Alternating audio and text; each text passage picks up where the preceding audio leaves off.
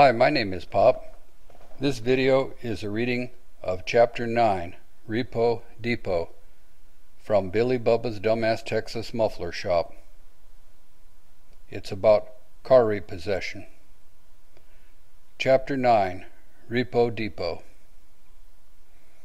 Colorado and Texas are the only two states in the U.S. which allow mechanic lien repossessions.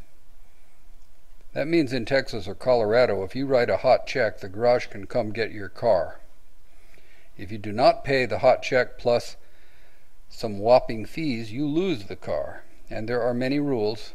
Both work order and invoice must be signed, and both must reference the law. The wording varies, but says something to the effect that if a check goes NSF, is drawn on a closed account, no account, or has stop payment put on it, the vehicle in question can be repossessed. This also goes for credit card chargebacks and unfulfilled partial payments. There is an entire industry devoted to this. They are repo drivers, tow truck drivers who specialize in this exciting, dangerous game. They usually work at night, all night, and snag vehicles while the owner sleeps. There's a dress code. Most repo drivers sleep in the same unwashed uniform for a week. And there's a grooming code. Repo drivers must have a 4-day beard growth. They usually have a sweet mullet. And the dental code requires an observable missing upper front tooth. It goes without saying the lowers are mostly gone. Personality? I have to give them this. They usually have very good personalities and are fine fellows, honest and hard-working. Quite often the owners know all too well their vehicle is about to be repossessed and are wary of the imminent encounter, and they will go to great trouble to hide their vehicle to prevent its seizure. Typical ploys include parking it at work, at a neighbor's house, relative's house, and the all-time favorite, the girlfriend's house. They will swap plates. They will blind park the vehicle in question behind another vehicle. They will take it out of state. Many of them are snagged at favorite hot check writers' watering holes, titty bars for instance. They will lock it in a garage. Here a bizarre aspect of the law kicks in. If it is an attached garage connected to a house, the repo guy cannot get it, technically. If it is a detached garage, he can smash the lock. The bed of repo trucks has a set of tools for this purpose, bolt cutters for snapping off locks. And these are not just garden variety Ace hardware bolt cutters. These have 4-foot-long handles on them for leverage enough to cut through a steel fence post or the padlock on Fort Knox. Goldfinger's henchman had such bolt cutters. The law requires a peaceable repo, which demands that the driver inform the police department he is about to secure a vehicle. This alerts the police to his intentions. In practice, this is never done. Instead, they do the repo first, and then once completed, they phone the police saying they're just about to commence activity. They do it in this manner for a variety of reasons, but you can guess why, and unless you are entirely stupid, the answer will come to you. These are rough and ready guys. The trucks are all beat to hell with baseball bat injuries, and all of them have cracked windows here and there. Bullet holes of all calipers make the trucks look like 4-wheel sieves. The trucks look as if they had survived a year in Beirut, veterans of a war zone. Most of the trucks only last a couple of years, maybe 3-4. And the repo rig costs a bundle, especially a stealth rig. A stealth repo can parallel park in front of an intended victim looking just like a normal, regular 3/4 ton. Such a vehicle is not out of place in Houston, where a great number of people like to drive a 3/4 ton pickup instead of a car. At the press of a button, 2 hooks protrude out the rear, snagging the intended car. Very often the guy sitting on the hood drinking out of a paper bag-clad bottle never even suspect what is going on till they're lurched off the hood, dumped to the pavement on either side of the truck. The driver then hauls ass, dragging his prize down the street to a safe location where he can reconnect correctly. The initial snatch actually drags the non-rolling tires, and very often they pop. Not to worry. The repo guy is never responsible for damage. Once secured, they are supposed to proceed directly to the intended storage facility, whose proprietor then phones the police. This phone call alerts the police so that when the owner phones them that his car has been stolen, they can tell the citizen his stolen car has been repossessed on a mechanic's lien and taken to a storage facility. In a big city like Houston, there are nightly a huge number of stolen and repossessed vehicles, which keep the city police very busy with clerical duties. In practice, the repo vehicle quite often does not go directly to the intended storage lot as is legally required. Instead, the driver takes his prize to a nearby interim location, probably his own house, so that he can get on with making more money. He will take the snagged car to the storage lot in his own good time during what he considers his non-productive hours. Repo guys are adrenaline junkies. They like danger and adventure and the thrill of stealth and seizure and surreptitious cops and robbers. Many of them carry huge lethal-looking pistols with powerful, intimidating red laser sights. The guys who own repo companies do the headwork, make sure the paperwork is righteous and all the legal T's are crossed and I's are dotted. The work order, invoice, and check copy all have to be signed and in good order. If something is amiss, they are not above forgery.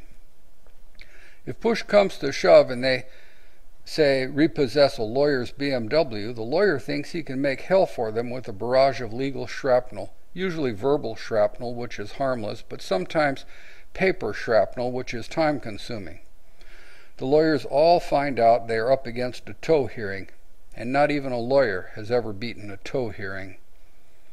The repo business owners also do something else which is much more important than paperwork. They have to locate the vehicle. This is sometimes easier said than done.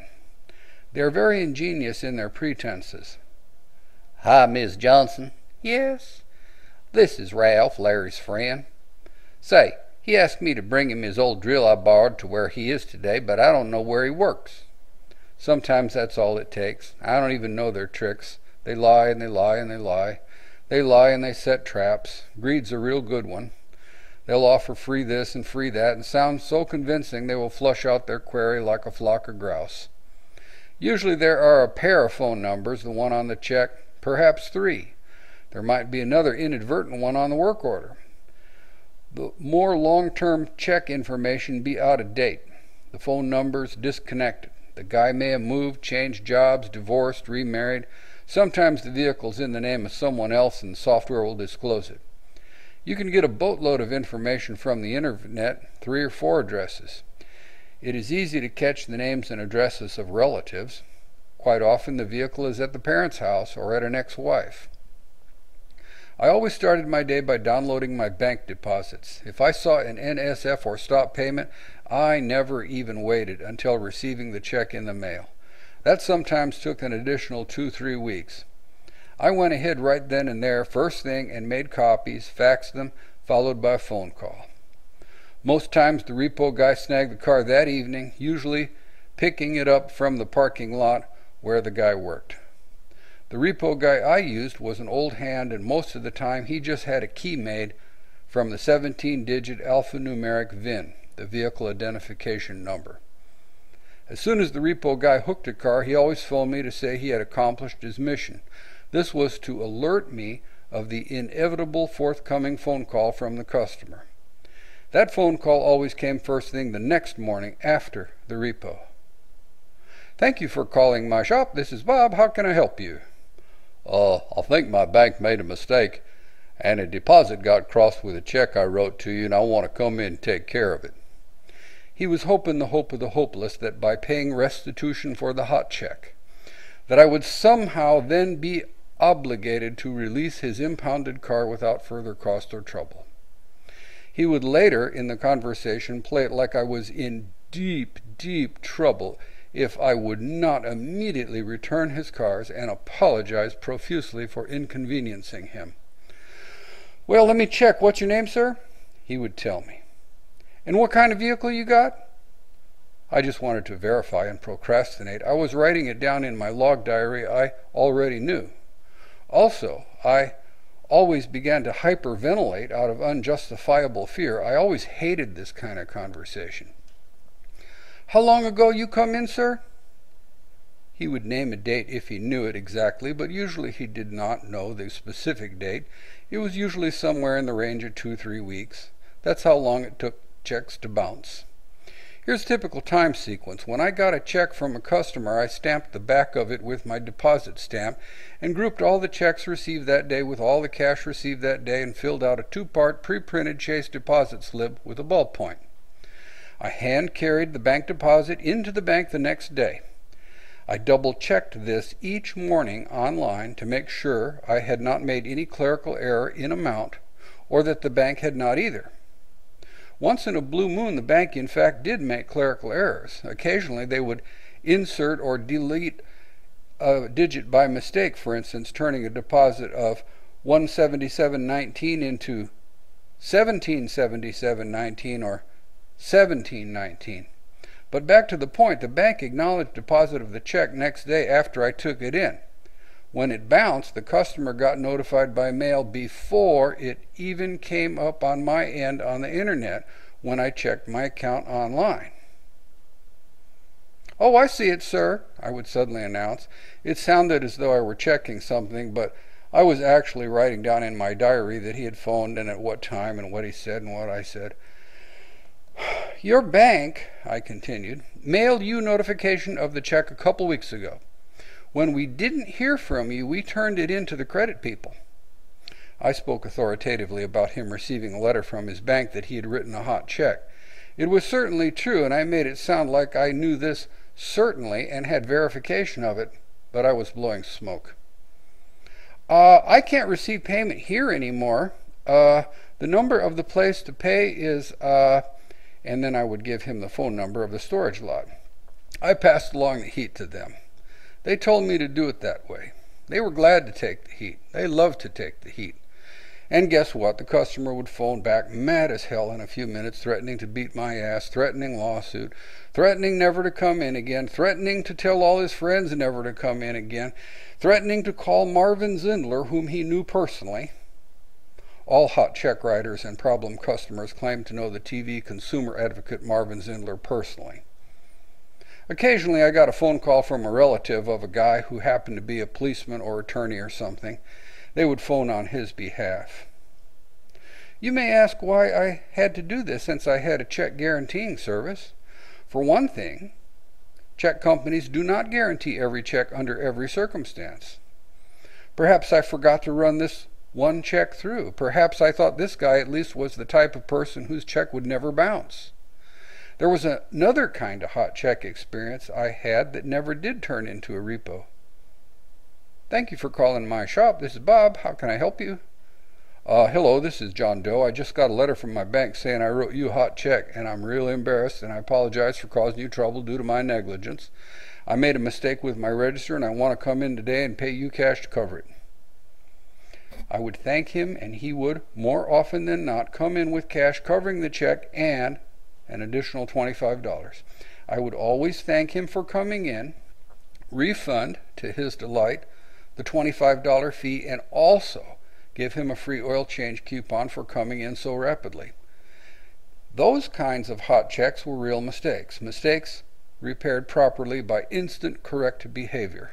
Those kind of people I wish to retain permanently as customers and wanted them to know it. "The bank hasn't even notified me yet," I told him. "When the check comes in, I'll hold it here for you, and I will not redeposit it." Then I would annotate my software and make a note in my diary. The other kind of customer, the one I repoed, was the sort of customer I wanted to get rid of. Most of the time they continued to write hot checks. It never stopped with just one. It was a lifelong habit with them. I did not really care if they came back or not. I handled each one on a case-by-case basis. You wouldn't believe that a customer, after having his car repossessed, would return, but some did. Human behavior has an extremely broad range, beyond common sense. We're not allowed to take a check once having gotten an NSF check," I explained, indicating the computer screen as though it was at fault. Usually they nodded and promptly paid in cash. On one occasion I had a repo return, same truck, and he paid with a credit card, no quibble. But he stopped payment on the card to avenge the first transaction, and when I tried to repo the truck for the second time, it had disappeared. Don't worry about it. It might take a few months, might take a year or more, but unless he sells it or trades it, we'll get it eventually. He did. They hooked it in Pennsylvania, a state which does not allow repossession of vehicles. I got a phone call from a young lawyer who works for the state there, said David. He told me I was in violation of Pennsylvania state law and they planned to prosecute. I told them to go ahead. They were abetting a criminal activity helping to harbor stolen property. Is that true? Is that how it works? He shrugged and puffed on a smoke. I don't know. I'll make it up as I go. Here's your money. And he handed me the cash. I had telecheck and quit using them when they returned one check unpaid saying, "Name does not match." I phoned for explanation since it was signed. I had gotten his birth date, his driver's license, and so forth. His name printed on the check reads L. John Smith, but he signed it John Smith and did not include the capital L. That was enough for me. I quit using them and switched to another company, but the second company lowballed the rates at less than 1%, but kept inching up the amount, citing increased operating costs, yada, yada, yada. The percentage is significant, but not as important as the consistent service. Let's say you take in $300,000 a year in checks and they charge you 2%. Well, heck, that's $6,000 of your kid's cereal per year. That's as much as is charged by the credit card companies. However, the credit cards, you merely zip through a reader. The two-part credit card receipt automatically had the authorization number printed on it. All you had to do was get a signature. But with a check, on the other hand, you had to write a cross-shaped grid on the check, run it through the reader, type in the amount, write the authorization number on the check in one corner of the grid, driver's license number in another corner, state code in another, and the authorization number, of course, was the most important thing. Plus, you had to make a physical daily deposit for the checks and hand carry them to the bank after endorsing. Checks were a lot of trouble. The third company returned one once but allowed through others under the exact same set of circumstances. They paid capriciously. I finally found a good company and stuck with them. Even so, even with good coverage, there are times when you are not covered, so occasionally I used a repo guy and was glad to have the service. Now, the repo guys always asked me how much I wanted. Typically, they gave the referral guy, me, $100 per check, but they would pay more if you asked. To make up the difference, they merely charged the owner of the vehicle more. But I told them, I got a sign posted in the office saying subject to repossession and $25 for hot checks, and that's on my invoice too. All I want is $25. Now, the bank charged me sometimes $16 for an NSF check, sometimes $8. Sometimes it got presented twice without my intervention. In other words, it bounced twice before I ever heard about it. And they did that, I guess, because there was a rule about presentations that the check could only be sent through a maximum of 2 times. There was no way you could claim the $25 was too much, was not fair. There was my inconvenience, another deposit, goofing with data entry with Quicken, first deposit, the bounce, the second deposit, cross-referencing everything, hand annotating the hard copies I kept on record. Now, the repo guy charged for his service, the truck driver for his, the storage lot guy for his, and I got the amount of the check and my $25. If you add it up, the $100 hot check cost the guy $3,000 to get his car back. If he bitched about it, it cost him more. If he swore and threatened, it cost him still yet more, and he received his car back in damaged condition. The industry is not regulated, and law comes out of Austin. I am out of the loop here, sir, I would explain. All I get is the check and $25. I always blamed it on the banking system or the credit office. I just turn in the check and it's out of my hands. The value of the vehicle in question played a big role in the transaction. If it was an old beater, very often the guy never paid the storage fee and abandoned his vehicle. The storage lot would send him a certified letter citing $35 a day, fees that mounted daily. After a couple days, a couple weeks, there was no question about redeeming the old car. The legality of the transaction transferred the ownership to the storage lot, and the car would be sold at auction. If it was very old and in bad condition, sometimes its value was less than the amount owed. I always got my check amount, though, since I was first in line.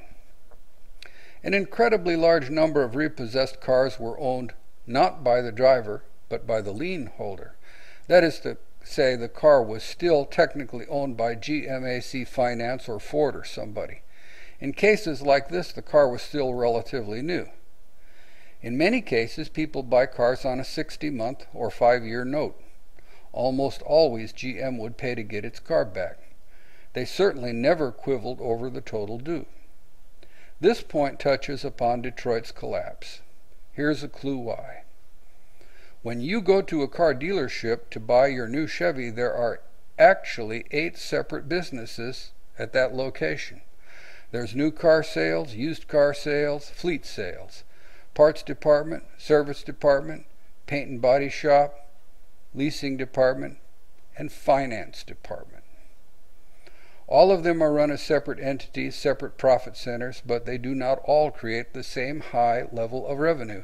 In fact, some of them barely break even. In fact, savvy dealerships allowed some of them to run at a loss. And this is why GM shut down many of the dealerships. It is not that they were not selling cars. Far from it. They were selling boatloads of cars, but GM in Detroit was not getting its cut. What do I mean? The one you mainly think about, of course, is new car sales. But its significance is minor. That department is just the very minor thing that keeps the ball rolling. New car sales sometimes makes the dealership very little money. The dealership actually makes most of its money, usually from used car sales. To many dealers, new car sales is just the drawing card which maintains the real business, used car sales. Now, the guy who used to own Blockbuster Video and sold it had about 25% of all new car dealerships in America. And he spun off the very excellent AutoNation. After a few years, he retrenched, abandoning the concept to his main competitor, CarMax. But he still retains the lucrative used car sales attached to each individual dealership, which he still owns. Now, used car sales money does not go to Detroit, of course, so their decision whether to keep open or close a dealership has nothing to do with its overall profitability. The dealership could also be selling heaps of new cars, but selling them all as cash deals, as solid a business as you can get. But Detroit worries mostly about the dealership as a cash cow in terms of whether or not they finance a lot of cars. The profits from new car sales are split among dealership, the salesman at the dealership, and Detroit itself. However, the greatest profit made from new car sales that goes to Detroit is made from finance. In other words, Detroit exists not to make cars, but to finance new car sales. They are not a bank, not a manufacturing facility, but actually a sort of a loan shark. They do loan money.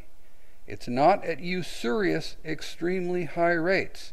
The rates themselves are actually rather reasonable as a percentage as far as that goes by itself.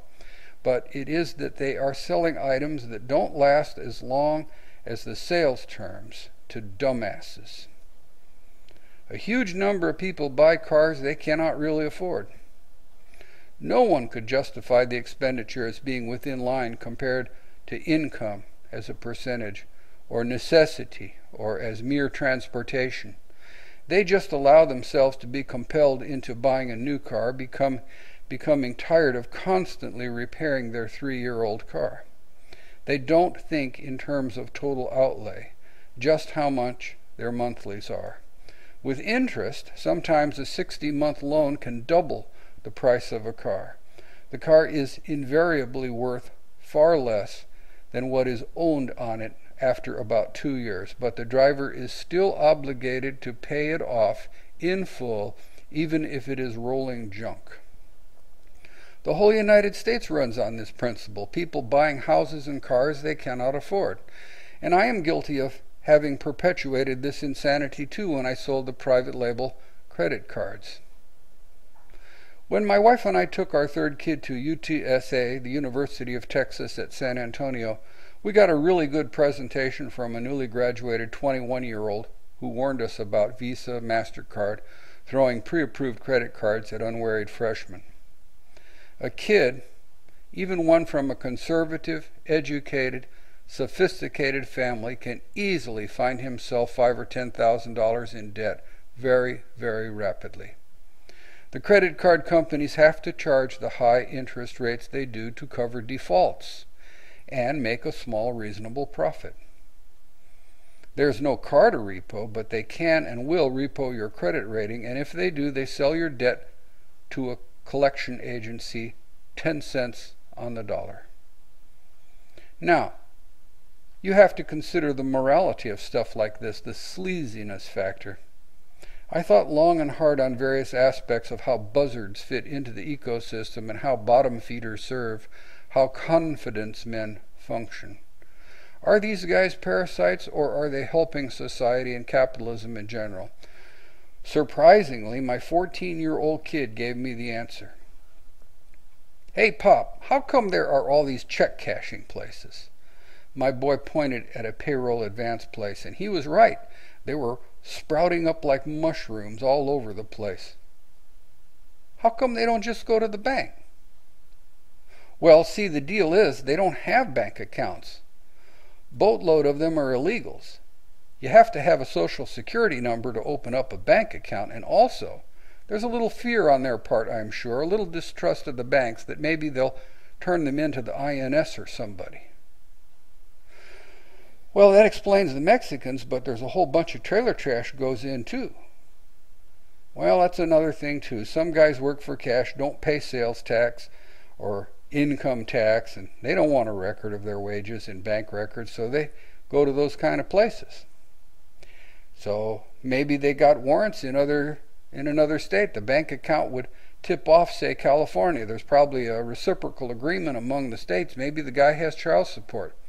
There are a lot of people spend the whole 9 yards day they get paid. They don't really need a regular bank per se. But I see what you mean. These guys charge a lot per check to cash. Once I accompanied a customer who wanted to cash a third-party $500 check to pay me, and it cost him $50 at the check cashing place. Bank of America announced they would begin opening up new accounts without requiring Social Security numbers, and I can hear it now. "We got to tap into this, and if we don't, some other bank will. Christ's sakes, there's got to be 20, 30 million of them. 90% of them are good people, and we're losing all that goddamn money. Eventually, they'll all get amnesty. When they do, first thing, they're going to want to open up a goddamn bank account. We should get into this now before it's too late. We can capture them now. All they're going to want to do is cash their goddamn paychecks, nothing else. It's a gravy boat for us. Less trouble than any other single segment of customer population will ever get. Period. End of story." And they did. I don't know how it's working out for them. Bank of America is in just as deep doo-doo as most of the other banks. But to continue with my kid, he's a pretty deep thinker, more contemplative than his tender years. In my opinion, a kid that age should be thinking about baseball or some such, rather than some lugubrious topic like trailer trash cashing their checks to get drunk on payday. "Hey, Pop, look. They always sell lottery tickets and cigarettes in those kind of places, and there's always a liquor store next door." I looked, had never noticed it before. "There's a lot of money being made on poor people, isn't there?" "Oh, you're sure right." "Maybe it does them some good?" His thoughts had taken a peculiar turn. "Maybe, once burned, twice shy?" "I don't think so," I answered. For some, maybe. Most, I think, have established a lifelong habit. They continue along the bad path, don't learn from their mistakes. Well, check it out. There's a Subway next door. Everyone thinks that's a nice business, but that the liquor store and the check cashing place are screw job businesses. Actually, they rip you new one at the sub shop, too. You could go home and make yourself your own sandwich for less than $1. They're just selling you convenience and time. Just because you were too lazy to fix your own lunch and brown bag it, you got to pay through the nose at 6 times what it cost you if you'd made it yourself. That's pre-planning, too. Oh, wow. You hit the nail right on the head.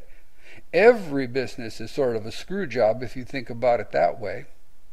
But they provide just what you ask for. No one forces you to go in there.